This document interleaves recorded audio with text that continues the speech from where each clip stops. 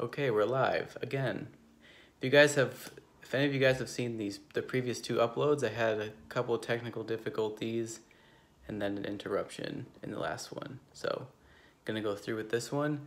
This is the first live stream I'm doing from my phone, so let me know in the comments down below or in the chat if you join this live stream how this looks, if the quality's better, because if I can with Google Hangouts, I'm gonna try to do these more often if the quality is better, but so far it looks like it's a little bit smoother. So a couple different things I want to cover in this live stream are some updates to CRISPR, an FDA hold that was just placed on a treatment with CRISPR, another article that came out from the NIH government website talking about CRISPR, a new use for CRISPR, and then also answer poll number 7, which is how strict are you with your diet, and then answer any questions that you guys have during this live stream. So, but for the first thing I want to cover is actually just talking about a little bit of a review, talking with Pranam. So if you guys haven't watched that conversation, it's uploaded to my channel if you guys want to check that out. And I talked to him a little bit after the live stream, and he said he'd be willing to have another conversation in the future. So I'm going to re-listen to that conversation again. I've already listened to it once, I'm going to listen to it again and take out some, think about some more questions that I would want to ask him in the next live stream, and also give you guys an update on his work and where CRISPR is at the time I talked to him. So that's going to happen later. But this Sunday, I'm also planning on talking with his friend who actually recommended I reach out to him in the first place.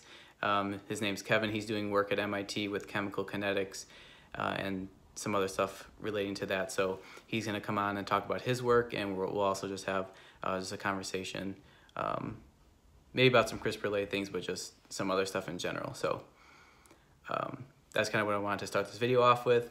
But now to talk about the CRISPR update. So there was a recent hold placed on a treatment for sickle cell anemia using CRISPR, and it was a hold on the investigational new drug application, which, if you guys aren't familiar with the different phases of getting drug approval, there's about 10 to 15 different steps that a drug has to go through before getting approved by the FDA, and the investigational new drug application is probably like the second or third step in those 10 to 15 steps of getting approved. So this could be another few months before CRISPR is actually pushed through to be tested with sickle cell anemia, which usually with a drug this would probably take a couple of years, but like Pranam was saying, since CRISPR has already been pushed ahead as far as it's been pushed ahead in the 2 to 3 years that it's been being brought up to by the FDA, that this might be pushed ahead a lot faster than usual. So that's kind of a little article that came out 2 days ago talking about CRISPR. And then another article from the NIH that that just came out recently is talking about CRISPR, using CRISPR for tRNA, which tRNA is just kind of like a decoder of new DNA that's going to be formed into protein, or new messenger RNA that's going to be formed into protein.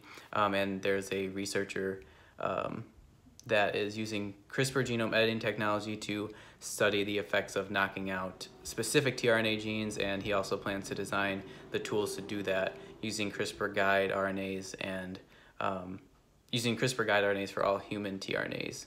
So that's another application of CRISPR that's going to be being used coming up soon. The NIH actually just awarded, it says, a 5-year, $2.7 million grant to support that research. So that's going to be going on in the next recent years. So just another kind of update I wanted to cover with CRISPR, and I'll link these two articles that I just talked about in the description down below if you guys want to look more into them.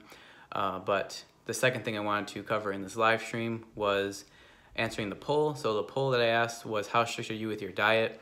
And the reason I asked this is just because there are a lot of different diets out there, and like I talked about with Pranam, we don't really know how some of these diets might affect people in the long term, or even at the molecular level or DNA level. So I think that there can be more confusion with trying to follow a strict diet rather than it being more helpful. And again, I think that's because when people start to talk about or you hear about some new finding with a diet, it might get blown up in an article or a headline that, you know, like say a ketogenic diet, say like there's an article headline that says, you know, following a ketogenic diet gives you more energy because you're burning fat or something.